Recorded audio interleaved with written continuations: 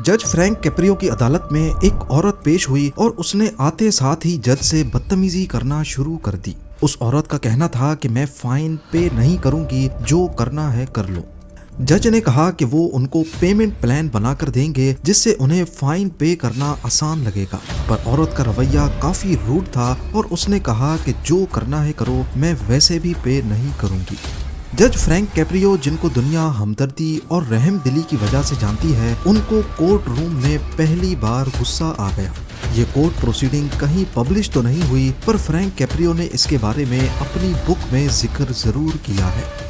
और उसके बाद जो हुआ, उसने फ्रैंक कैप्रियो की जिंदगी को हमेशा हमेशा के लिए बदल दिया। किसने सोचा था एक बच्चा जो स्कूल जाने के साथ साथ लोगों के जूते पॉलिश करता है, एक दिन वर्ल्ड्स नाइसेस्ट जज का लक़ब पाएगा। फ्रैंक कैप्रियो की कोर्ट रूलिंग्स देखकर अंदाजा लगाना काफी मुश्किल है कि इस मुस्कुराते चेहरे, रहम दिली और हमदर्दी के पीछे छुपे कितने गहरे जख्म हैं। फ्रैंक कैप्रियो रोड आइलैंड के शहर प्रोविडेंस के म्यूनिसिपल कोर्ट के चीफ जज थे। 1985 से 2023 तक लगातार 38 इयर्स उन्होंने इस ओहदे पर इंसाफ का फर्ज अदा किया। उनकी पहचान एक reality TV show caught in Providence से बनी। उनके कोर्ट में ट्रैफिक वायोलेशन से रिलेटेड केसेस आया करते थे, गलत पार्किंग करने पर, ओवर स्पीडिंग या फिर सिग्नल तोड़ने पर। लेकिन फ्रैंक कैप्रियो ने तमाम केसेस को हमेशा मुल्जिमान से मजाक करते, मुस्कुराते और उनको फाइन में छूट देकर सुलझाने की कोशिश की। कभी वो डिफेंडेंट्स के साथ आए बच्चों से रूलिंग्स दिलवाते और कोर्ट रूम में मज़ाहिया माहौल बन जाता, तो कभी खुद मुल्जिमान को गले लगाकर उनके दुख दर्द को बांटने की कोशिश करते। एक दिन उनकी अदालत में 96 इयर्स के एक बुजुर्ग आए जिन पर स्कूल जोन में ओवर स्पीडिंग का इल्जाम था। जब जज ने उनसे पूछा कि आपने ओवर स्पीडिंग क्यों की, तो बुजुर्ग की आंखें नम हो गईं।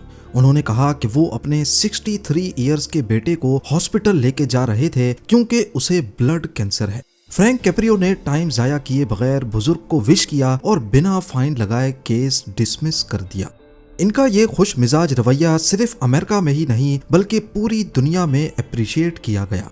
यहाँ तक कि दूसरी कंट्रीज के जजेस ने फ्रैंक कैप्रियो को अपना आइडियल भी तस्लीम किया है। पर इस हंसते मुस्कुराते चेहरे के पीछे एक दर्द भरी कहानी है जिसने उन्हें इस मकाम तक पहुंचाया जिसका उन्हें कभी अंदाजा भी नहीं था। 2023 में अपनी रिटायरमेंट के बाद उनको कैंसर डायग्नोज हुआ और इसी दौरान उन्होंने अपनी book compassion in the court लिखना शुरू की, जो इसी साल 2025 में पब्लिश हुई है। जज फ्रैंक कैप्रियो के इस रवैये के पीछे एक इंटरेस्टिंग वाकया है जो उनके दादी दादा के साथ पेश आया था। उनके दादी दादा बिल्कुल अनपढ़ थे जब वो इटली से माइग्रेट करके प्रोविडेंस सिटी में आए थे। उनके हालात इतने खराब थे कि दादा फ्रूट्स का ठेला लगाकर अपना गुजारा करते थे। एक दिन वो अपने दोस्तों के साथ पीकर शोर शराबा कर बैठे और पुलिस ने पकड़ लिया। फ्रैंक कैप्रियो की दादी पड़ोस से पैसे उधार लेकर कोर्ट गई और अपने हस्बैंड को छुड़ाने के लिए सबके सामने जज को पैसे ऑफर कर दिए, वो भी इशारों और टूटी फूटी इंग्लिश में। उस वक्त उनके साथ उनका छोटा बेटा टप मौजूद था जिसको थोड़ी बहुत इंग्लिश आती थी। जज ने टप को अपने पास बुलाया और कहा कि अपने अम्मी अब्बू को घर ले जाओ, उन्हें रिहा कर दिया गया है। टप ने जब ये बात अपनी माँ को बताई तो वो जज को दुआएं देती हुई लौट गई। ये छोटा बच्चा कोई और नहीं बल्कि असल में जज फ्रैंक कैप्रियो के वालिद थे जिन्हें प्यार में टप कहा जाता था। फ्रैंक कैप्रियो का कहना है कि बेशक ये केस मेरी पैदाइश से बहुत पहले हुआ था, लेकिन उस जज के बर्ताव की कहानी सुनकर मैं आज भी अपने कोर्ट में जब इमिग्रेंट्स को देखता हूँ तो मुझे अपने दादी दादा याद आते हैं और मैं अपनी पूरी कोशिश करता हूँ कि उन्हें किसी किस्म की तकलीफ ना हो। फ्रैंक कैप्रियो के वालिद का असल नाम एंटोनियो कैप्रियो जूनियर था, लेकिन उनको हर कोई टप कहकर पुकारता था। जब फ्रैंक कैप्रियो के वालिद अमेरिका आए तो वो एक कमरे के फ्लैट में रहते थे जहां गर्म पानी भी नहीं होता था। एक कमरे में 12 जने और सिर्फ एक दिए की रोशनी। उनको 7th क्लास में ही स्कूल छोड़ना पड़ा और वो अपने वालिद यानी फ्रैंक के दादा के साथ फैमिली का खर्चा चलाने में मदद करने लगे। इस फैमिली के हालात इतने खराब थे कि अक्सर खाली जेब में रुई जमा हो जाती है, पर फ्रैंक कैप्रियो ने लिखा है कि इनकी जेबों में वो रुई भी नहीं होती थी। 24 नवंबर 1936 को फ्रैंक कैप्रियो की पैदाइश हुई और वो अपने वालिद टप और माँ फिलोमिना के साथ उसी ठंडे पानी और एक कमरे के घर में रहने लगे। अगर कभी शावर लेना होता तो कई किलोमीटर दूर जाना पड़ता था। उनके वालिद टप ने कई ठेले लगाने की कोशिश की, लेकिन ग्रेट डिप्रेशन की वजह से उनका कोई काम ना चल सका। आखिरकार एक दूध की डिस्ट्रीब्यूशन का काम मिला और छोटी एज से ही फ्रैंक कैप्रियो भी उनके साथ हाथ बटाने लगे। एक मर्तबा जब फ्रैंक 8 साल के थे तो उन्हें एक घर में दूध पहुंचाने जाना था। ये घर एक अमीर शख्स का था जिसका बेटा फ्रैंक का स्कूल मेट था। सुबह सवेरे खाली पेट के साथ फ्रैंक कैप्रियो ने जब उस घर का दरवाजा खटखटाया तो अंदर से जबरदस्त टोस्ट की खुशबू आने लगी। जब दरवाजा खुला तो उसका स्कूल मेट अंदर नाश्ते की टेबल पर बैठा रो रहा था। फ्रैंक को लगा कि शायद वो उसे नाश्ते पर अंदर बुलाएगा, पर उल्टा उस वक्त वो अपने बाप से डांट खा रहा था। उसके बाप ने अपने रोते हुए बेटे को फ्रैंक की तरफ इशारा करते हुए बोला कि शुक्र करो तुम नसीब वाले हो, नहीं तो इस लड़के की तरह बर्फ में दूध उठा रहे होते। नन्हे फ्रैंक कैप्रियो को ये बात इतनी बुरी लगी कि 80 सालों के बाद उन्होंने इसको अपनी बुक में हूबहू लिखा है। पर एक बात थी कि फ्रैंक कैप्रियो ने बचपन बेशक बहुत मुश्किल हालात में गुजारा, लेकिन वो अपनी इस जिंदगी से बहुत खुश थे क्योंकि उन्हें तरबियत ही ऐसी मिली थी। हालात इतने खराब थे कि सर्दियों की रात में उनके पास ऊपर ओढ़ने के लिए ब्लैंकेट भी नहीं होता था। दूध वाली कंपनी सिर्फ एक ही ब्लैंकेट देती थी और वो दूध पर डाला जाता था ताकि वो फ्रीज ना हो जाए। रात को वही ब्लैंकेट फ्रैंक कैप्रियो और उनका भाई आपस में शेयर करते थे। अब क्योंकि उस ब्लैंकेट पे दूध की क्रीम लगी होती थी तो रोजाना चूहा आता था उस क्रीम को खाने के लिए और फ्रैंक कैप्रियो को बहुत डर लगता था। 16 साल की उम्र में एक दिन फ्रैंक कैप्रियो के वालिद ने उनके कंधे पर हाथ रखा और कहा कि तुम एक दिन लॉयर बनोगे, लेकिन मेरी बात याद रखना कि गरीबों से फीस नहीं लेना। उस वक्त फ्रैंक हाई स्कूल में पढ़ते थे और गुजारा करने के लिए पार्ट टाइम में बहुत सारे काम करते थे। अपने वालिद के साथ मिल्क डिलीवरी मैन का काम, न्यूज़पेपर बांटना, एक बॉलिंग अले में पिन्स लगाने का काम, रेस्टोरेंट में वेटर और यहाँ तक के रोड किनारे बैठकर लोगों के शूज पॉलिश करके भी उन्होंने अपने खर्चे चलाए। हाई स्कूल के बाद उनको प्रोविडेंस के ही एक कॉलेज में एडमिशन मिल गया। उस दौर में गरीब खानदान के लिए कॉलेज तक पहुंच जाना भी बहुत बड़ी बात होती थी। उनके 45 कजन्स में से फ्रैंक कैप्रियो दूसरे थे जो कॉलेज तक पहुंचे थे। कॉलेज के आखिरी साल में उन्होंने बॉस्टन लॉ यूनिवर्सिटी में अप्लाई किया जो कि उनका सपना था, लेकिन इस यूनिवर्सिटी में पढ़ने का मतलब था कि उनको अपनी सारी पार्ट टाइम जॉब्स छोड़नी पड़ेंगी और अगर ऐसा करना पड़ा तो फिर गुजारा कैसे होगा। उनका उस यूनिवर्सिटी में एडमिशन भी हो गया, लेकिन फ्रैंक अच्छी तरह जानते थे कि उनके माँ बाप इस यूनिवर्सिटी का खर्चा नहीं उठा पाएंगे, लिहाजा उन्होंने अपनी पसंदीदा यूनिवर्सिटी में जाने के बजाय दिन के वक्त टीचिंग की जॉब की और रात में किसी दूसरी यूनिवर्सिटी में लॉ पढ़ने लगे।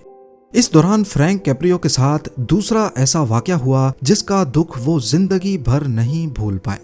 एक दिन लॉ कॉलेज से वापसी पर उनके एक क्लासमेट ने उनको घर तक लिफ्ट दी। फ्रैंक एक क्लैप बोर्ड अपार्टमेंट में रहते थे जिसकी हालत बाहर से बहुत खराब थी। फ्रैंक के क्लास फेलो ने उनका घर देखकर कहा कि अगर तुम कामयाब लॉयर बनना चाहते हो तो तुम इस तरह के घर में नहीं रह सकते। उस वक्त फ्रैंक को बहुत बुरा लगा, पर उन्होंने उसका जवाब दिए बगैर थैंक यू बोला और चलते बने। पर वो ये बात जिंदगी भर नहीं भूल पाए। लॉयर बनने के बाद उन्होंने पॉलिटिक्स में भी कदम रखा और एक मर्तबा वो अटॉर्नी जनरल के इलेक्शन में भी खड़े हुए, लेकिन मुखालिफ पार्टी ने उन पर ऑर्गेनाइज्ड क्राइम के झूठे इल्जामात लगाकर उनका पत्ता काट दिया। इसके बाद वो वापस अपनी लॉ को प्रैक्टिस करने लगे। एक दिन फ्रैंक कैप्रियो लंच कर रहे थे, तभी अचानक उनको सिटी के मेयर की तरफ से एक फोन कॉल आई। उन्होंने फ्रैंक को बताया कि प्रोविडेंस के 3 म्युनिसिपल कोर्ट जजेस में से एक का ट्रांसफर हो गया है और अब एक सीट खाली हो गई है। फ्रैंक को समझ नहीं आया कि मेयर ये बात इस वक्त उन्हें क्यों बता रहे हैं, जिस पर मेयर ने कहा कि मुझे लगता है कि इस पोस्ट के लिए आप बिल्कुल परफेक्ट रहेंगे। फ्रैंक ने इससे ज्यादा खुशी का लम्हा पहले कभी नहीं देखा था। ये सिर्फ फ्रैंक के लिए ही नहीं बल्कि उनके माँ बाप दोनों के लिए एक प्राउड मोमेंट था। फ्रैंक कैप्रियो रेसलिंग के चैंपियन भी रह चुके थे और जब भी उनका मैच होता तो उनके वालिद टप हमेशा उनका मैच देखने मौजूद होते थे। ऐसे ही जब फ्रैंक जज बने तो पहले दिन उनकी कोर्ट प्रोसीडिंग्स देखने के लिए भी टप वहां मौजूद थे। पहला केस एक औरत का था जिसके जिम्मे कई $100 के पार्किंग टिकट्स थे। उसने आते साथ ही जज फ्रैंक कैप्रियो से बदतमीजी करना शुरू कर दी। उसने कहा कि मैं ये फाइन पे नहीं करूंगी, मेरे बच्चे हैं और मुझे उनका खर्चा भी उठाना होता है। जज फ्रैंक कैप्रियो ने उन्हें पेमेंट प्लान पर डाल दिया, यानी अब वो किस्तों में पे कर सकेंगी। लेकिन वो औरत बहुत अकड़ रही थी और कहा कि बेशक आप जो भी करो मैं पे नहीं करूंगी। पहले ही दिन जज फ्रैंक कैप्रियो को गुस्सा आ गया और उन्होंने उसकी कार पर बूट लगवाकर केस को डिसमिस कर दिया। यानी अब उसकी कार तब तक नहीं चल पाएगी जब तक फाइन की अदायगी नहीं होगी। कोर्ट सेशन के बाद टप ने फ्रैंक को बहुत डांटा। उन्होंने कहा कि वो औरत अब अपने बच्चों को स्कूल कैसे छोड़ने जाएगी या ग्रोसरीज कैसे लेने जाएगी। पहले ही दिन टप के माथे पर शिकन था और वो खुश नहीं थे। ये दिन फ्रैंक कैप्रियो की जिंदगी का टर्निंग पॉइंट साबित हुआ। उसके बाद उन्होंने फैसला किया कि अगर किसी भी डिफेंडेंट के खिलाफ फैसला देना होगा तो पहले ये जानेंगे कि इस फैसले से उनकी फैमिलीज पर क्या असर पड़ेगा। उनका कहना था कि बाप की उस डांट ने उन्हें वो सिखाया जो वो 5 साल लॉ कॉलेज में भी नहीं सीख पाए। इसके बाद जज फ्रैंक कैप्रियो ने डोनेशंस का फंड बनाया जिसको अपनी मां का नाम दिया फिलोमिना फंड। इस फंड से उन जरूरतमंदों की मदद की जाती जो फाइन्स पे नहीं कर सकते थे। जज फ्रैंक कैप्रियो की शोहरत कॉट इन प्रोविडेंस नामी एक टीवी प्रोग्राम बना। इसके पीछे की कहानी ये है कि जज के भाई जो को वीडियो शूट करने का बहुत शौक था। वो मुख्तलिफ चीजों की वीडियोस बनाते थे पर वो हमेशा किसी अच्छे सीन को कैप्चर करने की तलाश में रहते थे। एक दिन उसको किसी ने आइडिया दिया कोर्ट रूम की प्रोसीडिंग्स को रिकॉर्ड करने का। जज फ्रैंक कैप्रियो इस आइडिया के बहुत खिलाफ थे, लेकिन जो ने कैसे भी करके उनको मना दिया। इस शो का नाम कॉट इन प्रोविडेंस रखा गया जो लोकल केबल टीवी पे चलता था। जज होने की वजह से फ्रैंक कैप्रियो बदले में कोई फीस भी नहीं ले सकते थे। पहले ये शो सिर्फ लोकल टीवी पे चलता था, लेकिन सोशल मीडिया आने के बाद इसकी कॉपीज इंटरनेट पर भी अपलोड हुई और अब इन प्रोसीडिंग्स को पूरी दुनिया में देखा जाने लगा। इस तरह जज कैप्रियो अपनी रहमदिली और हमदर्दी से न सिर्फ प्रोविडेंस के लोगों में बल्कि पूरी दुनिया के लिए नाइसेस्ट जज के रूप में मशहूर हो गए।